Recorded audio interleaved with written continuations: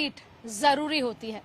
और जब बात हो 148 सीट पर जीत की, तो कर्सियोंग सीट, जो कि दार्जिलिंग लोकसभा सीट में से जो 3 इंपॉर्टेंट यहाँ की विधानसभा इंपॉर्टेंट सीटें हैं, एक दार्जिलिंग है, एक कर्सियोंग है और कालीपोंग है, तो मैं आपको कर्सियोंग लेकर आई हूँ। और कर्सियोंग ये वो जगह है जिसे भारतीय जनता पार्टी उम्मीद कहती है, क्योंकि अभी भारतीय जनता पार्टी का विधायक यहाँ से इस विधानसभा से जीत कर आया है। और जो 2021 में जीत हुई थी वो काफी बड़ी जीत मानी जा रही थी। 42% वोट बीजेपी ने यहां से जीता था और वो जीत हुई थी केवल बदलाव के लिए, विकास के लिए। और जब भारतीय जनता पार्टी बंगाल में परचम लहराने की करती है, तो वो कर्सियोंग जैसी कई ऐसी सीटें जहां पे बदलाव की जरूरत है, विकास की जरूरत है, उसका आईना देखते हुए उसका प्रतिबिंब पूरे बंगाल में देखती है। तो अब सबसे इंपॉर्टेंट बात है कर्सियोंग 42% वोट बैंक से जीतकर कम से कम 8.9% का आंकड़ा था जीत का। इतना लंबा परसेंटेज का डिफरेंस था विपक्ष के बीच में और बीजेपी के बीच में। तो ये वो सीट है जहां से बीजेपी जीती थी और इस बार भी बीजेपी चाहती है कि सीट को वो पकड़ के रखे, और वहीं ममता दीदी चाहती हैं कि इस सीट को हाथ से फिसला लिया जाए।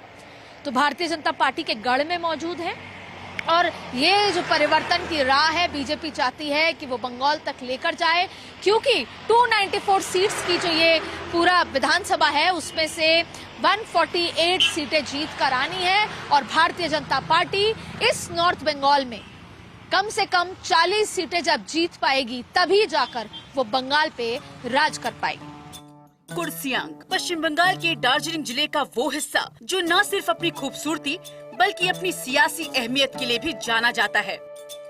यह एक जनरल कैटेगरी की सीट है जो दार्जिलिंग लोकसभा के 7 अहम हिस्सों में से एक है।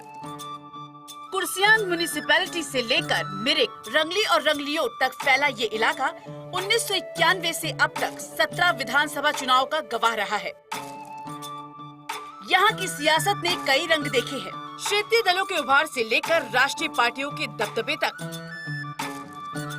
कुर्सियांग का सियासी मिजाज गोरखा लीग और जीएनएलएफ ने 4 बार जीत दर्ज की। सीपीआई और सीपीआईएम ने कुल 5 बार जीत दर्ज की। 2011-2016 में रोहित शर्मा लगातार 2 बार जीते। 2021 में बीजेपी के विष्णु प्रसाद शर्मा ने जीत दर्ज कर पासा पलट दिया। संसदीय चुनाव की बात करें तो यहाँ का ट्रेंड हैरान करने वाला है। 2009 से लेकर 2024 तक लोकसभा चुनाव में बीजेपी यहाँ एक तरफा बढ़त बनाए हुए है। जहाँ 2009 में जीत का अंतर 1,35,000 से ज्यादा था, वहीं 2024 में भी बीजेपी ने 38,000 से ज्यादा वोटों की लीड बरकरार रखी है। बंगाल का वो हिस्सा जिसे चिकन नेक कहा जाता है, आज सियासत का अखाड़ा बैटलफील्ड बन चुका है। 54 सीटें हैं इस पूरे इलाके में, और इन 54 सीटों में जो सेंधमारी करेगा वो किंग मेकर या उसका खेल बिगड़ जाएगा। यानी ये 54 सीटें किसी को भी सियासत में राजा या रंक बनाने के काबिल है। अच्छा, जो चाय के बागान है इस इलाकों के, वो सिर्फ खुशबू नहीं देते, वो वोट भी देते हैं। और इसीलिए चाहे ममता बनर्जी हो, चाहे नरेंद्र मोदी हो, उन्होंने सब कुछ दांव पे लगाया है। और ये कहा है, सीएए की बात बीजेपी ने की है, सीएए का दांव चला है। साथ में उन्होंने जो यहाँ के राजवंशी वोटर्स हैं उनको विकास और आगे बेहतर जीवन की बात कही है। वहीं ममता बनर्जी ने सबसे बड़ा जो इमोशनल मुद्दा है कि बंगाल का विभाजन नहीं होने देंगे, इसकी बात कही। उन्होंने भी विकास की, चाय सुंदरी योजना से लेकर तमाम वो बातें कही जिससे वो अपने वोट बैंक को वापस अपने पास ला सकें बीजेपी से। और बीजेपी यहाँ का जो वोट बैंक अभी तक हासिल कर चुकी है उसको बढ़ाए या कम से कम उस पुराने वोट बैंक पर टिकी रहे, इसकी जद्दोजहद इस इलाके में चल रही है। ये वो इलाका है जो बीजेपी को सत्ता की चाबी दिला सकता है, बशर्त है कि ये इलाका, यहाँ के राजवंशी वोटर्स, गोरखा वोटर्स, चाय बागानों के मजदूर बीजेपी को बम्पर वोट दें। तो वहीं ममता बनर्जी बीजेपी को सत्ता से दूर रख सकती है अगर वही राजवंशी वोटर्स, वही चाय सुंदरी योजना के संबंधित जो लोग हैं, जो योजना का लाभ ले रहे हैं, वो इस बार ममता के पाले में आकर खड़े हो जाएं। यही चमत्कार अब देखना बाकी है कि वोटर्स जो कि चुप है, क्योंकि मैं यहाँ आई हूँ, मैं देख रही हूँ कि वोटर चुप रहकर 23 तारीख को वोट करने जाएगा और वहीं पर जो मन में है बात उस बटन पर दबा देगा अपना हाथ। कुर्सियांग का इतिहास जितना पुराना है उसकी बनावट उतनी ही जटिल। कभी सिक्किम का हिस्सा रहा ये क्षेत्र 1835 में अंग्रेजों के पास आया। इसे सफेद ऑर्किड की जमीन कहा जाता है, लेकिन आज यहाँ की खूबसूरती के पीछे कई सियासी और सामाजिक पेंच फंसे हैं। कुर्सियांग का वोट गणित 2024, कुल रजिस्टर्ड वोटर 2,41,499, आदिवासी एसटी वोटर 30%, एक बड़ा निर्णायक फैक्टर। अनुसूचित जाति एससी 7.16%, ग्रामीण बनाम शहरी 71.36%, ग्रामीण शहरी वोटर 28.64%। वोटिंग ट्रेंड 2011 में 78% वोटिंग हुई थी, जो 2024 में गिरकर 68.12% रह गई है। 2 चेहरे, 2 संकल्प और एक मंजिल, नबना। और जहां एक तरफ ममता बनर्जी का माँ माटी मानुस और दीदी वाला जो कार्ड है, दीदी वाला जो फैक्टर है, अपनी दीदी, तो वहीं दूसरी तरफ नरेंद्र मोदी का विकास पुरुष, मोदी है तो मुमकिन है वाली बात, सोनार बांग्ला का संकल्प। तो जीतबो लौड़बो कौरबो की इस महा मुकाबले में कौन होगा जो बंगाल की नैया पार लगाएगा? कौन होगा जो बंगाल के लोगों का भरोसा जीत पाएगा? कौन होगा जो बंगाल के लोगों की मन की बात पर खरा उतर पाएगा? क्या भारतीय जनता पार्टी नरेंद्र मोदी के चेहरे पर इस बार ममता बनर्जी को सत्ता से बाहर कर पाएगी?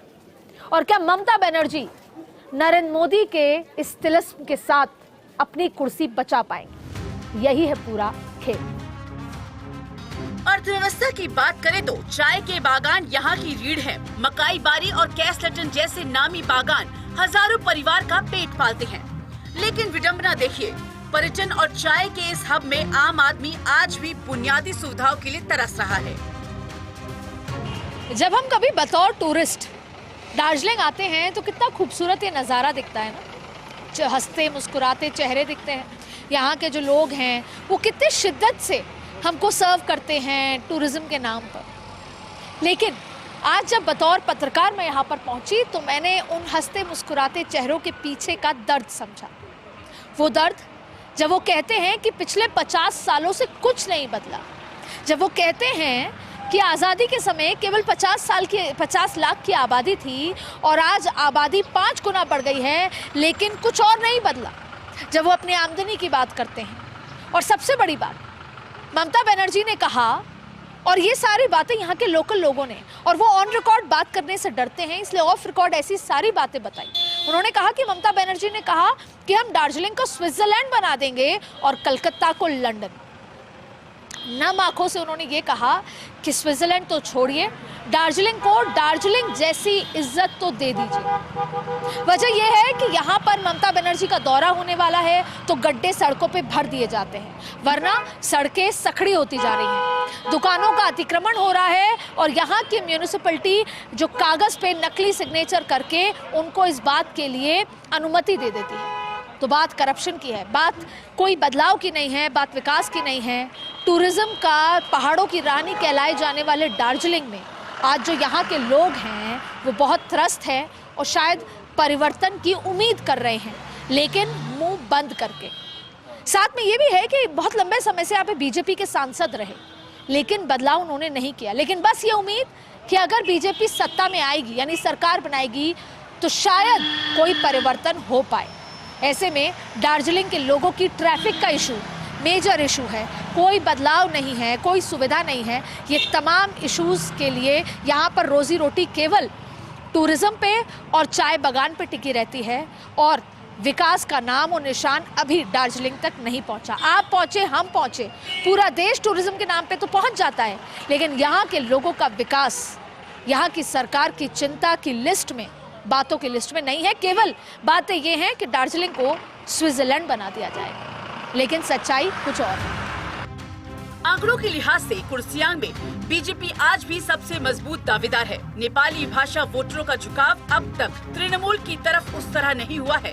जैसा ममता चाहती हैं। अगर क्षेत्रीय दल कोई बड़ा करिश्मा नहीं कर पाते तो 2026 की राह में बीजेपी का पल्ला यहाँ भारी दिख रहा है।